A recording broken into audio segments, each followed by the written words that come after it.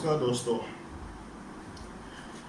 जिसका मुझे डर था वो चीज़ें अब होनी शुरू हो गई हैं और आपके बीच में एक फ्रैक्शनल एलिमेंट ने जन्म ले लिया है। मैंने किसी ग्रुप में देखा था, मैं ग्रुप का नाम तो लेना उचित नहीं समझूंगा, उन्होंने कुछ पॉइंट्स क्रिएट किए हैं कि एनसीटी के हिसाब से हो, गेजेट के हिसाब से रिक्रूटमेंट हो, और जो पोस्ट ग्रेजुएट हैं, जो एमटेक हैं, एमसीए हैं, वही एलिजिबल हो, बीटेक वाले ना एलिजिबल हो। तो इस तरह की जो बातें हैं उन्होंने ये चलानी शुरू कर दी है और वो केस करने जा रहे हैं इस मुद्दे पे। इससे ये होगा किसी की बहाली नहीं होगी और अंत में जाके बहाली रुक जाएगी। अरे भाई, जो केवीएस का गाइडलाइन है, जो केवीएस की क्वालिफिकेशन है, उसे फॉलो करो ना। अगर इन लोगों ने मूर्खों की तरह गजट बनाया है, अब रिक्रूटमेंट 2011 में किस बेसिस पे हुआ था? वहाँ तो बीएड की रिक्वायरमेंट नहीं थी और इन्होंने क्या प्रायोरिटी बनाया है, ये जो ग्रुप वाले जो एक्टिव हैं, पहले जो बीएड वाले हैं, गजट में लिखा हुआ है बीएड होना चाहिए, कंप्यूटर साइंस में भी जो बीएड वाले हैं और जो लड़का इसके आगे लगा हुआ उसने बीएड किया हुआ है, तो जो बीएड किए हुए हैं और साथ में एमसीए जो भी क्वालिफिकेशन है उनकी पहले बहाली हो। पहले बहाली क्या हो, उन्हीं की हो। ये आप तो ये इसमें भी फिर मामला उलझ सकता है क्योंकि क्वालिफिकेशन तय करना स्टेट गवर्नमेंट के हाथ में है। स्टेट गवर्नमेंट तय करती है कि क्या क्वालिफिकेशन हो। अगर स्टेट गवर्नमेंट ने तय कर दिया कि हम केवीएस की क्वालिफिकेशन को फॉलो करेंगे तो उसी को फॉलो करना है, या अपने हिसाब से भी वो क्वालिफिकेशन रख सकती है। जैसे उत्तर प्रदेश में क्वालिफिकेशन कंप्यूटर साइंस के टीचर में क्वालिफिकेशन उन्होंने बीएड भी डाला हुआ है, तो स्टेट गवर्नमेंट स्वतंत्र है अपने हिसाब से क्वालिफिकेशन रखने के लिए। तो यहाँ परंपरा चली आ रही। 2011-12 में भी बीएड की रिक्वायरमेंट नहीं थी, हम लोगों ने बड़ा प्रयास किया था।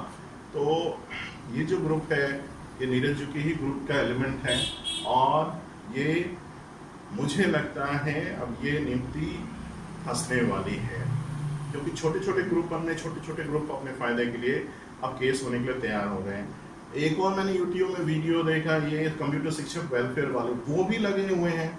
उसमें एक शिक्षा मंत्री का वक्तव्य आया था, यानी कि वो बहुत जोरदार प्रयास कर रहे हैं कि किसी तरह हमारा समायोजन हो जाए। वो आप लोग की तरह वो सोए नहीं हुए हैं, आप कभी सचिवालय जाते नहीं हो, लेटर कहाँ घूम रहा है, क्या हो रहा है, कुछ आप पता नहीं करते हो। उनकी टीम इतनी अच्छी है, कहाँ लेटर गई, वित्त विभाग में गई, वहाँ से कैसे रिटर्न आई, यानी कि उनका भी काम वित्त विभाग तक पहुँचा है, यानी उन्होंने बहुत प्रयास किया है। आप लोग तो सोए रहते हो, कुछ करते नहीं हो। तो आपको भी अपना टीम बनाना पड़ेगा, अपना गैंग बनाना पड़ेगा, अपने आप को स्ट्रॉन्ग करना पड़ेगा। ऐसा ना हो जाए उनको कुछ पॉइंट्स मिल जाए एक्स्ट्रा एसटीईटी करने के बाद फिर आप लोग ताली बजाते रह जाना। तो ये कंप्यूटर वेलफेयर वाले भी अपनी तरफ से पूरा प्रयास किए हुए हैं। ऐसा ना हो कि वो 1832 सीट ले जाएं फिर आपके हाथ कुछ ना लगे। तो आपको भी अब टीम अप होना पड़ेगा क्योंकि बहुत सारे फ्रैक्शनल एलिमेंट आ गए हैं।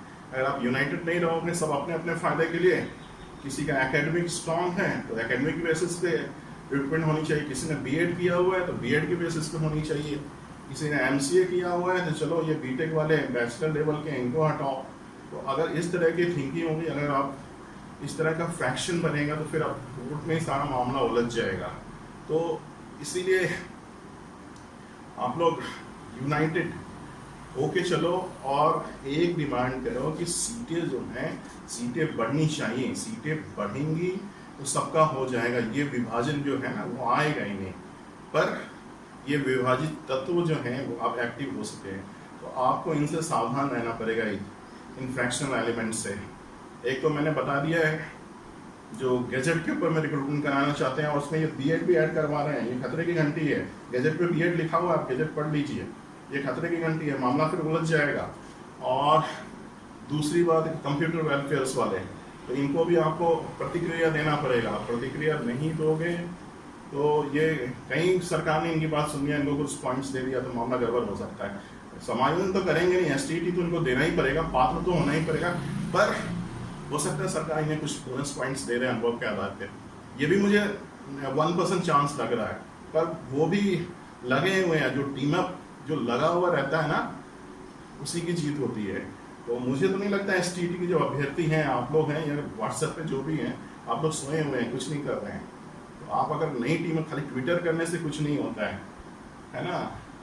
आप खाली ट्विटर करोगे, ट्विटर से कुछ नहीं होता है। जब तक आप जाओगे नहीं वहाँ क्या मूवमेंट हो रहा है, अपना कुछ अपने जो डिमांड्स है वो नहीं बताओगे तो कुछ नहीं होगा। सबसे पहले तो आपको सीटें बढ़ानी चाहिए, सीटें ऐड ऑन के लिए प्रयास करना चाहिए। और फिर अगर अपने आप में यूनिटी नहीं लाओगे, सब अपने अपने मुद्दे के लिए लड़ेंगे तो बहुत मुश्किल होगा। बस यही तो मैं आपको थोड़ा सा अलर्ट करना चाहता हूँ। और आप लोग अच्छे से रहो, घर पे रहो। Thank you.